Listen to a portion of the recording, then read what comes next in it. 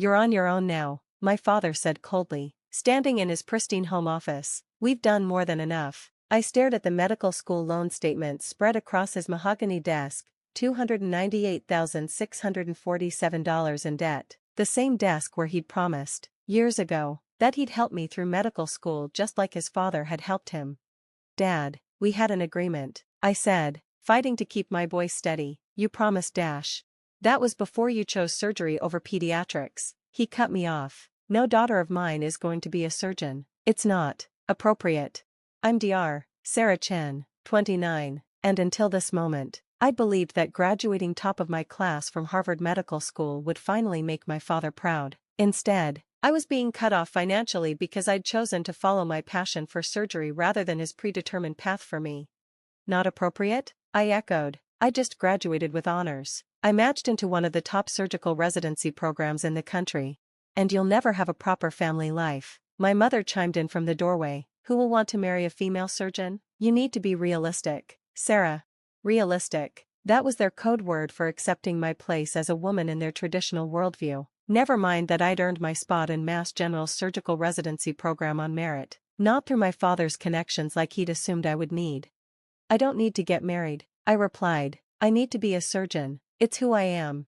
"Then you can pay for it yourself," my father said firmly. "We're done subsidizing this rebellion." I gathered the loan statements with trembling hands. "Fine, I'll handle it myself. All of it." "Don't be dramatic, Sarah," my mother sighed. "Just switch to pediatrics like your father wants. Be reasonable." But I was done being reasonable, done compromising my dreams to fit their narrow expectations, done trying to please parents who saw my ambitions as a threat to their traditional values. "I'll remember this," I said quietly, walking toward the door. "And someday, you will too." 5 years later, I stood in front of my bathroom mirror, adjusting my dark blue suit. Chief of surgery interviews at Boston Metropolitan Hospital were starting in an hour. At 34, I was young for the position, but my record spoke for itself. My phone buzzed, a text from my mentor, Dr. Elizabeth Warner, "Ready to make history?" I smiled, thinking about how far I'd come since that day in my father's office. 5 years of brutal surgical residency, working extra shifts to pay off my loans, publishing groundbreaking research, and developing innovative surgical techniques that had caught the attention of hospital boards across the country. What my father hadn't known, what he'd never bothered to ask, was that I'd been preparing for this my entire life. Every late-night study session, every extra rotation, every research project had been building toward one goal: becoming the youngest chief of surgery in Boston Metropolitan's history. The same hospital where my father had worked for 30 years, passing me over for every opportunity, dismissing my achievements, and making sure everyone knew he disapproved of my choices. The interview panel consisted of 7 people: board members, administrators, and senior physicians. My father wasn't among them. As the current head of pediatrics, he wasn't involved in surgical department decisions, but his influence was everywhere in this hospital, from the wing named after my grandfather to the policies he'd helped shape. "Dr. Chen," the board chairman began, "your credentials are impressive, but you're quite young for this position. Why should we choose you over candidates with more experience?" I launched into my prepared response, outlining my vision for the surgical department, my research contributions, and my proven track record of innovation, but I also added something I hadn't planned. "I've learned that true leadership isn't about age or tradition," I said, making eye contact with each board member. "It's about having the courage to pursue excellence, even when others doubt your path."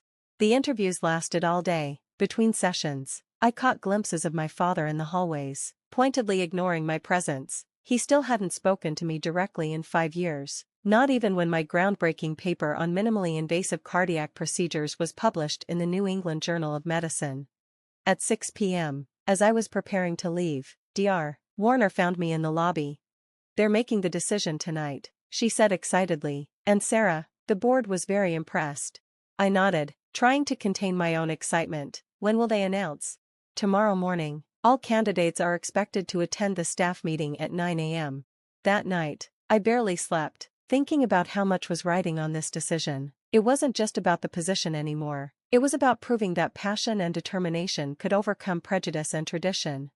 The next morning, I arrived at the hospital early, my heart pounding as I entered the main conference room. It was already filling with staff members, including my father, who sat near the front, probably expecting to celebrate someone else's appointment.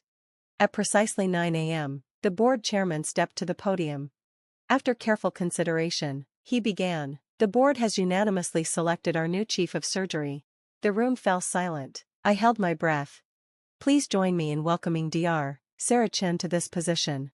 The applause that followed was immediate and genuine, from most people, but I was watching my father. He had gone completely still, his face a mask of shock as he slowly turned to look at me. Dr. Chen brings not only exceptional surgical skills and innovative research, the chairman continued, but a fresh perspective that we believe will lead our surgical department into the future. I made my way to the podium, feeling the weight of every step. As I turned to face the room, I saw various expressions: excitement from the younger staff members, respect from my colleagues, and pure disbelief from my father. "Thank you," I began. "I'm honored to accept this position, and I look forward to working with all of you to build on Boston Metropolitan's tradition of excellence while embracing new approaches and technologies." My prepared speech continued, outlining my vision for the department, but I added one unscripted line at the end, looking directly at my father. Sometimes the hardest part of progress is challenging our preconceptions about who can lead and who can succeed. The staff meeting dispersed, and people came to congratulate me. Through the crowd, I saw my father standing alone, still processing what had just happened. His daughter, the one he'd dismissed as unrealistic, was now his colleague and in many ways, his superior. Later that morning, as I was settling into my new office, directly across from his, there was a knock at my door. My father stood there, looking uncomfortable. "Sarah," he said stiffly. "I suppose congratulations are in order." "Thank you," I replied professionally. "Was there something you needed?" He shifted slightly. "The pediatric department often coordinates with surgery on complex cases. I assume we'll need to discuss protocols." "Of course, my assistant can schedule a meeting." I turned to my computer, dismissing him as he had dismissed me so many times. "Sarah," he tried again, "perhaps we could discuss this over dinner? Your mother would like to see you." I looked up at him, remembering all the dinners I'd eaten alone during residency, all the family events I'd been excluded from, all the times they'd chosen their prejudices over their daughter. "I'm quite busy," I said, "lots of changes to implement, but as I said, my assistant can schedule a meeting, a professional one." He nodded slowly, finally understanding that our relationship had fundamentally changed. I was no longer the daughter seeking his approval. I was Dr. Sarah Chen, chief of surgery, and he would have to adapt to that reality. Over the next few months, I threw myself into transforming the surgical department. I implemented new training programs, brought in cutting-edge technology, and established mentorship opportunities specifically for female medical students interested in surgery. My father watched from the sidelines as my innovations brought national attention to the hospital. Surgical outcomes improved, wait times decreased, young surgeons from across the country began applying for positions in my department. One morning, my assistant interrupted a meeting to tell me my mother was in the lobby. "She doesn't have an appointment," I said. "She says it's important." I found her sitting nervously in the waiting area, looking smaller than I remembered. "Mom," I greeted her professionally, "what brings you here?" "You've lost weight," she said instead of answering. "Are you eating properly?" "I'm fine. Did you need something?"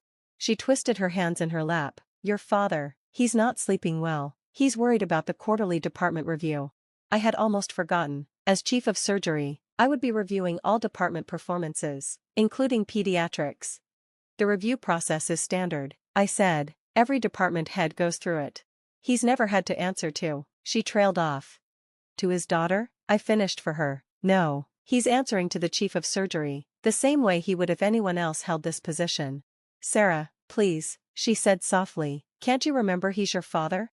I looked at her for a long moment. Did he remember I was his daughter when he cut me off? When he tried to force me to give up my dreams? When he told everyone at this hospital that my ambitions weren't appropriate? She had no answer for that. "The review will be fair," I assured her, "just like every other decision I make. Now, if you'll excuse me, I have surgeries scheduled." The quarterly review came and went. My father's department met standards but showed room for improvement. I delivered my assessment professionally, treating him exactly as I treated every other department head. If he was humbled by having to accept evaluation from his daughter, he didn't show it, but I noticed he stopped making dismissive comments about female surgeons in staff meetings. A year into my tenure as chief of surgery, I was performing a particularly challenging cardiac procedure when complications arose. The patient was crashing, and every decision mattered. BP's dropping, a nurse called out. I see it, I replied calmly, my hand steady as I worked to repair the damage. This was what I was born to do, what I had fought so hard to achieve. Hours later, after successfully completing the surgery, I found my father waiting outside the OR. That was impressive, he said quietly. I watched from the observation room. Thank you, I replied, starting to walk past him. Sarah, wait. His voice stopped me. I was wrong. I turned to face him. About what specifically? Everything. About you not being suited for surgery. About it not being appropriate. He swallowed hard. About not supporting you. Yes, I agreed. You were wrong. Can we try to fix this? Your mother and I, we miss you. I studied him carefully. Do you miss me, or do you miss thinking you could control me? He flinched. I deserve that, but I'm trying to understand, to do better. Understanding starts with respect, I said, not just for me, but for every woman who chooses a path you don't agree with. Can you do that? I'm learning, he admitted, watching you this past year. You're an incredible surgeon, a better leader than I ever was. It wasn't quite an apology, but it was something, a crack in the wall of prejudice he'd built so carefully. I have another surgery in an hour, I said, but maybe we could have coffee sometime. Start small. He nodded, understanding that reconciliation, like surgery, required precision, patience, and care. 2 years later, I stood at another podium, accepting an award for surgical innovation. My parents were in the audience, not because I had sought their approval, but because they had finally learned to give it freely. My father had retired as head of pediatrics, passing the position to a brilliant young woman he had personally mentored. My mother had started volunteering at a program supporting female medical students. Small steps, but meaningful ones. Success isn't just about proving others wrong, I said in my acceptance speech. It's about proving yourself right, about staying true to your path even when others say it's not appropriate, not traditional, not possible. I caught my father's eye in the audience. He nodded slightly, finally understanding that his daughter had never needed his permission to soar, only the freedom to spread her wings. Later that evening, at the reception, a young medical student approached me. Dr. Chen, she said nervously, your story inspired me to choose surgery despite my family's objections. They say it's not suitable for a woman, but you know better. I finished for her, and now, so do they. I gave her my card, remembering another young woman who had once stood alone against tradition and prejudice. The hardest surgeries, I told her, are the ones we perform on ourselves, cutting away doubt, removing barriers, transplanting courage, but those are also the most rewarding. She smiled, understanding perfectly. My phone buzzed, a message from my father. Proud of you, doctor, always should have been. I texted back a simple thank you, knowing that sometimes the smallest incisions can heal the deepest wounds. The next morning, I was back in the OR, doing what I loved, what I had fought for, what I had been born to do. The lights were bright, my hands were steady, and my path was clear. Because sometimes the best revenge isn't proving others wrong, it's proving yourself right, so completely and undeniably that they have no choice but to acknowledge their own prejudices were their greatest weakness. And sometimes, just sometimes, that acknowledgement can lead to healing, not just for patients, but for families too. Thanks for watching. See you again in the next video. Stay stunned.